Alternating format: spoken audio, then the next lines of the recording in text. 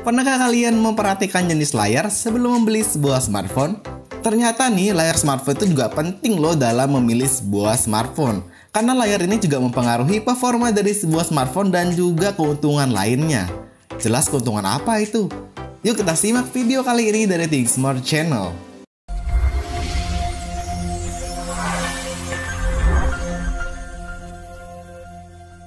Halo semuanya, kembali lagi di Think Smart Channel. Dan pada video kali ini kita akan membahas jenis-jenis layar yang sering digunakan pada smartphone dan juga kegunaannya, sehingga ketika kalian memilih sebuah smartphone untuk kalian gunakan, layar ini juga berfungsi nih sebagai pilihan kalian untuk menentukan smartphone yang cocok. Jadi layar itu memiliki dua jenis nih sebenarnya guys. Tetapi seiring perkembangannya waktu, layar ini berevolusi terus nih menghasilkan jenis-jenis layar yang baru. Untuk simpelnya aja nih, layar yang sering digunakan pada smartphone kalian berasal dari LCD maupun OLED. Seiring perkembangannya, LCD itu menjadi TFT LCD, IPS LCD, PLS TFT, dan sebagainya. OLED juga sama berkembang menjadi AMOLED, Super AMOLED, dan Dynamic AMOLED. Nah, jelas kan mereka itu berkembang, padahal dasarnya hanya ada dua guys. Langsung aja kita simak ke yang pertama, itu LCD nih yang paling dasar. Untuk LCD sendiri sebenarnya merupakan singkatan untuk Liquid Crystal Display. Nah, LCD ini merupakan layar yang paling sering digunakan pada smartphone. Zaman dulu-dulu sampai mungkin sekarang juga ada guys. LCD ini terbuat dari susunan kristal cair yang disinari dari belakang. Nah, pertanyaannya gini deh. Kenapa LCD itu banyak sekali di smartphone dari zaman dulu mungkin sampai zaman sekarang masih ada? Karena LCD ini pembuatannya itu tidak mahal guys. Jadi pada vendor-vendor HP itu menghadirkan HP yang murah dengan layar LCD juga, sehingga cost pengeluarannya tidak terlalu mahal guys. Sebagai layar yang paling sering digunakan, jelas LCD ada kelebihannya guys. Kelebihannya adalah dia punya backlight, itu cahaya dari belakangnya cukup kuat, sehingga ketika kalian menyalakan HP pada cahaya sinar matahari yang cukup terang, HP ini masih mampu menampilkan layar display yang baik sehingga tidak silau-silau gitu guys. Dan kekurangan dari LCD adalah akurasi warnanya itu masih tidak begitu lengkap. Nah, maka dari itu LCD berkembang menjadi TFT LCD. Untuk TFT LCD, kepanjangannya adalah Thin Film Transistor atau transistor film tipis. Layar satu ini mulai tenar ketika ponsel pintar mulai ramai di pasaran guys, di awal-awal setelah LCD tersebut. Kelebihan dari TFT LCD ini, dia mampu menampilkan layar dengan gambar yang memiliki kontras yang lebih baik dan beresolusi lebih tinggi. Namun tetap ada kekurangannya dong. Kekurangan dari TFT ini adalah pertama, dia memiliki sudut pandang yang sempit atau mungkin resolusinya lebih kecil ya. Tetapi HD, mantap, ya kan? Kedua, tampilan layarnya tuh kurang jelas ketika kena sinar matahari langsung. Serta nih lebih parah, TFT ini menggunakan daya yang cukup besar sehingga baterai kalian jadi lebih boros. Maka dari itu setelah TFT LCD keluar, LCD ini kembali lagi ya mencari cara bagaimana memberikan layar yang baik, sehingga muncul IPS LCD. Jadi, IPS LCD itu adalah kepanjangan dari In-Plane Switching Liquid Crystal Display. Nah, dia hadir ini karena TFT LCD ini gagal kemarin guys, sehingga muncullah teknologi IPS LCD ini yang lebih mantap dari layar sebelumnya. Kelebihan dari IPS LCD ini, dia memiliki sudut pandang yang baik dan juga memiliki konsumsi daya yang kecil sehingga baterai kalian tuh lebih hemat guys. Nah, seperti itu IPS LCD jelasnya lebih baik dari TFT LCD maupun LCD itu sendiri. Tetapi muncul lagi nih, ada layar lagi nih bernama PLS TFT. Nah, banyak orang kira nih TFT ini masuk ke dalam PLS ini, tetapi bukan guys. Memang dia dari nama ada TFT-nya, tetapi tidak. Justru PLS TFT ini lebih mirip dengan teknologi IPS LCD yang dimana sudah sukses pada masanya. Jadi kenapa namanya kok berbeda sendiri, tidak ada LCD-nya? Jadi sebenarnya ini layar ini dikeluarkan oleh vendor Samsung nih pada September 2011. Terus sumbernya dari mana? Jadi PLS TFT ini dari Super PLS yang sudah emang dikembangkan oleh Samsung. Teknologi ini emang memiliki kemiripan dengan panel IPS. Mulai dari sudut pandang, kualitas tampilan layar, PLS TFT memang cenderung mirip dengan IPS LCD. Oke, seperti itu untuk layar LCD. Kita masuk ke OLED nih guys. OLED sendiri memiliki kepanjangan dari Organic Light Emitting Diode.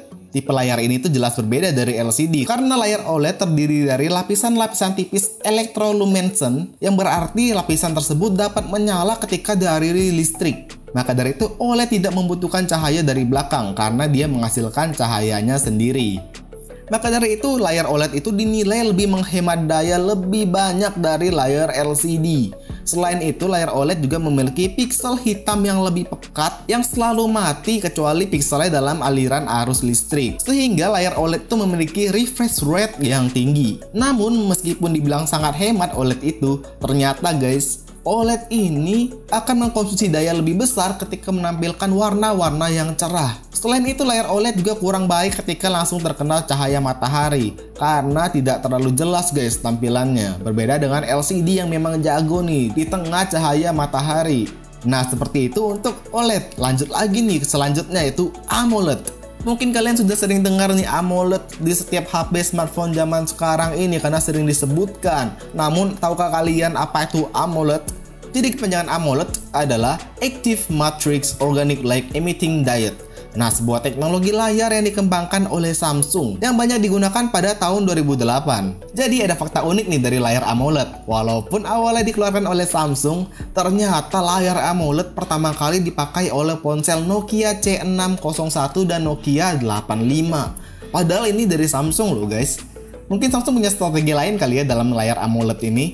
Oh iya, ngomong-ngomong kita belum tahu nih AMOLED dari bahan apa ya. Ternyata nih AMOLED itu menggabungkan teknologi OLED dengan TFT. Sehingga penggabungan layar ini itu membuat AMOLED memiliki tampilan warna yang lebih jelas dan konsumsi baterai yang lebih irit serta kecerahan yang lebih tinggi.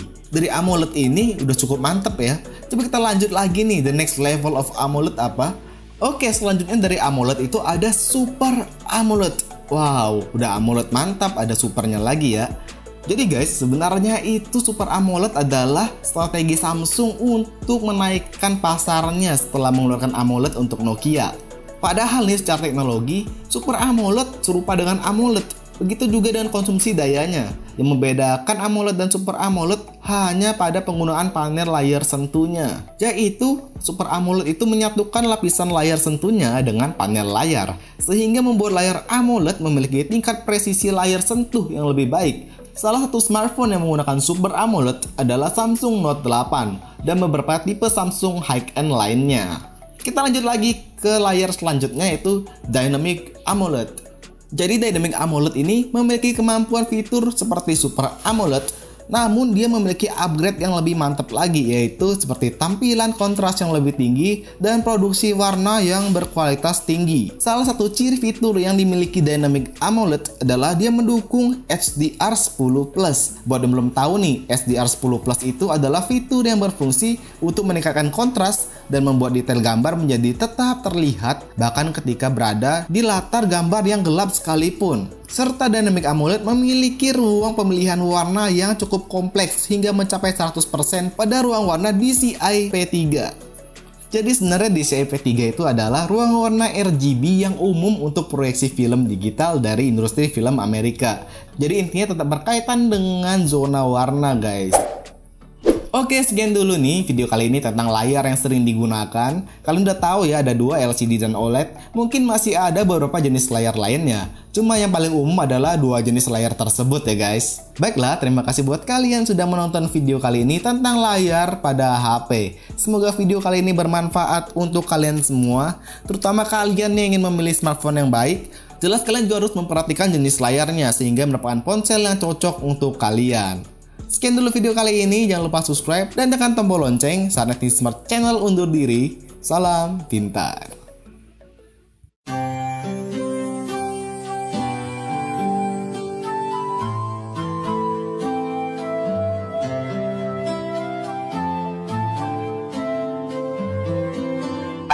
Jangan lupa subscribe apa YouTube lo ya. Subscribe cok. Subscribe.